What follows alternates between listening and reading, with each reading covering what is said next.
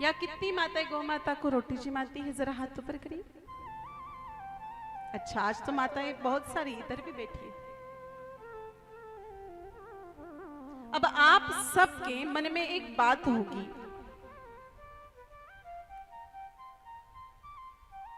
कि गौ माता को रोटी जिमाने से अन्न का पाप कैसे खत्म होता है।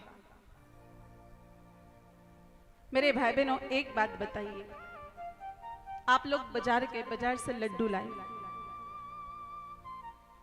सभी घर वालों ने मिलकर के खाए, तो क्या खाया बताइए? क्या खाया? अरे लड्डू खाया, कोई बम थोड़ी खा लिया, इतना क्या टेंशन ले रहे हो? और थोड़ा सा लड्डू निकाल करके भगवान के भोग लगा दो और बाद में खाओ, तो क्या खाया? प्रसाद खाया। और बोलो, प्रसाद में कभी कोई पाप बच सकता है क्या? नहीं ना। ठीक उसी प्रकार से हम खुद खाने से पहले अगर गौ माता को रोटी जिमा देंगे तो बोलो अन्न का पाप खत्म होगा कि नहीं होगा? होगा, क्योंकि गाय माता तो स्वयं सिद्ध भगवान है, जिनके रोम रोम में बसे राम है, जिनके चरणों में 68 करोड़ तीर्थों का धाम है, जिनकी सेवा के लिए तेजा जी, गोगा जी, कल्ला जी, राठौड़, बाबू जी, भाती जी थे तो इंसान लेकिन भगवान पद को प्राप्त हो गए। ऐसी गौ माता जी को अगर हम खुद खाने से पहले जिमाएंगे तो बोलो अन्न का पाप खत्म होगा कि नहीं होगा? बिल्कुल होगा। लेकिन आज गौ माता को रोटी जिमाते वक्त 3 बड़ी बड़ी गलती हम लोग कर रहे हैं। सबसे पहली गलती मेरे भाई बहनों, हम लोग क्या कर रहे हैं कि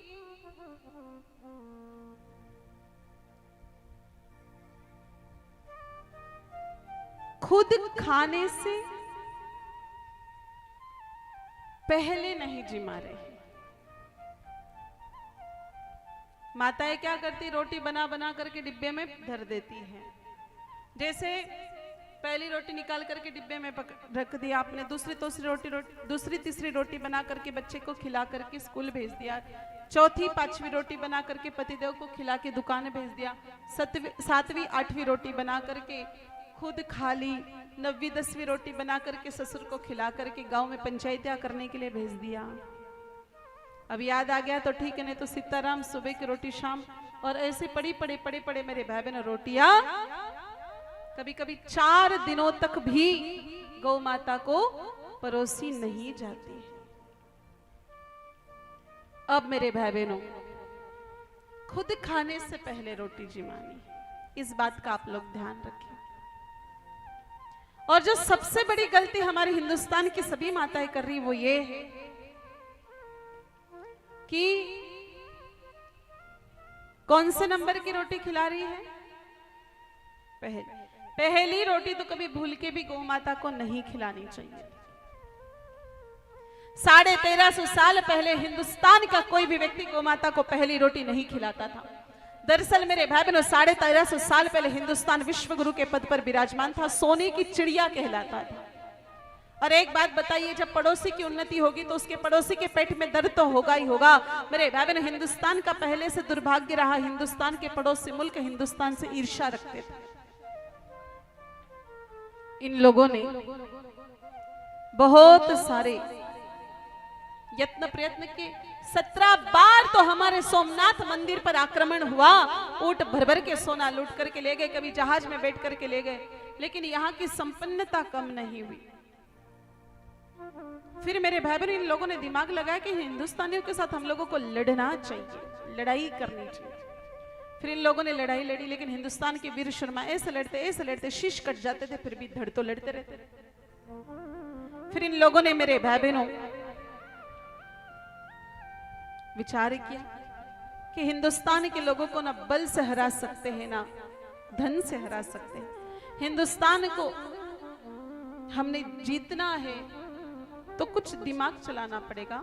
और फिर मेरे भाई बहनों, इन लोगों ने विचार किया कि हिंदुस्तान के लोग सबसे ज्यादा किनकी मानते हैं। सर्वे से पता चला कि हिंदुस्तान के लोग धर्म गुरुओं की मानते हैं। तो हिंदुस्तान के धर्म गुरुओं को मेरे भाई बहनों वहां विधर्मी लोगों ने बुलाया, जो पैसों के चक्कर में आ गए, धन के चक्कर में आ गए, वो तो चले गए, निस्वार्थ भाव वाले रह गए। उन लोगों को वह लालच दिखाया गया कि आप खूब धर्म का प्रचार करो, हम आपको पैसे देंगे, लेकिन आपको कथा में एक बात बोलनी पड़ेगी कि गाय को रोटी मत दो। क्योंकि मेरे भाई बहन, उन लोगों ने सर्वे में ये देखा कि हिंदुस्तान के सभी माताएं बहनें गैया को रोटी जिमाती हैं, और गैया को रोटी जिमाने के कारण हिंदुस्तान के घरों में चारों तरफ खुशहाली खुशहाली है। यहाँ कोई दुखी नहीं है, यहाँ सब लोग प्रसन्न हैं, यहाँ धन की कमी नहीं है, यहाँ के लोगों का स्वास्थ्य ठीक है। और फिर मेरे भाई बहनों, धर्म गुरुओं को ये बोला कि आप कथा में ये प्रचार करो कि गाय को रोटी मत दो। वहां के आका ने बोला कि आप कथा में ये बोलो कि गाय को रोटी मत दो, तो धर्म गुरु ने कहा हम तो ऐसा कर नहीं सकते, हम ऐसा करेंगे तो हमारे जूते पड़ेंगे। कहा फिर आप लोग जो बोलते हो ना पहले रोटी गाय की, उसको आपको पहले नहीं बोलनी, उसको पहली बोलनी। का इससे क्या हो जाएगा? बोले बहुत कुछ होगा, आप तो मात्रा बदल दो, पहले की जगह पहली बोलना शुरू कर दो। और जब से मेरे भाई बहन हिंदुस्तान के सभी कथा वक्ताओं ने पहले रोटी की जगह पहली रोटी बोलना शुरू किया, आप सब भाई बहनों को पता है पहली रोटी कभी भी अच्छी बनती नहीं है, कभी जल जाती, कभी बढ़ जाती, कभी तवे का कैलोरी का टेम्परेचर मेंटेन नहीं हो पाता। ऐसी परिस्थिति में घर वाले देखे माथा फोड़ी करे, इससे अच्छा है कि गाय को ही सल्टा दो। अगर गौ माता से प्रेम करते तो पहली रोटी पर कभी हाथ नहीं जाता मेरे भाई बहनों, क्योंकि खेल भावनाओं का है,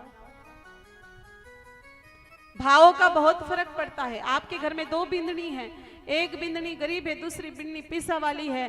पीसा वाली बिंदनी हलवो पूड़ी बनावे और गरीब बिंदनी चटनी रोटी बनावे। चटनी रोटी वाली बिंदनी बढ़िया प्रेम परोस जावे कि लो दादो सा हुक्म जी में लो, और हलवा पूड़ी वाली बिंदनी थाली में रख करके जोर से पटक जाती हो कि ले बुढ़े खाना हो तो खा ले, नहीं तो जा हट यहां से। तो बोलो स्वाद चटनी रोटी में आएगा कि हलवा पूड़ी में आएगा? तो हम भी गौ माता के सामने पटका झटकी करेंगे तो बोलो गौ माता को पसंद आएगा क्या? तो गौ माता को जिमाने का एक ही फॉर्मूला है मेरे भाई बहनों, हाथ में नहीं थाली में, सूखी रोटी नहीं गुड़ घी लगा करके। क्योंकि हम जब खुद खाने बैठते हैं ना, हमको 17 तरह के नाटक चाहिए, अचार नमकीन पापड़, तब जाकर के कौर गले के नीचे उतरती है। और गौ माता को जिमाते वक्त सूखी सूखी रोटी जिमा रहे हो, बड़े होशियारी लगा रहे हो। हाथ में नहीं थाली में, सूखी रोटी नहीं गुड़ घी लगा कर। और मेरे भाई बहनों, इतना ही नहीं, खुद खाने से पहले जिमाएं। अगर ऐसा 1.25 महीने तक करते, अगर ऐसा 1.25 महीने तक करते हैं तो आपके घर की समस्या धीरे धीरे खत्म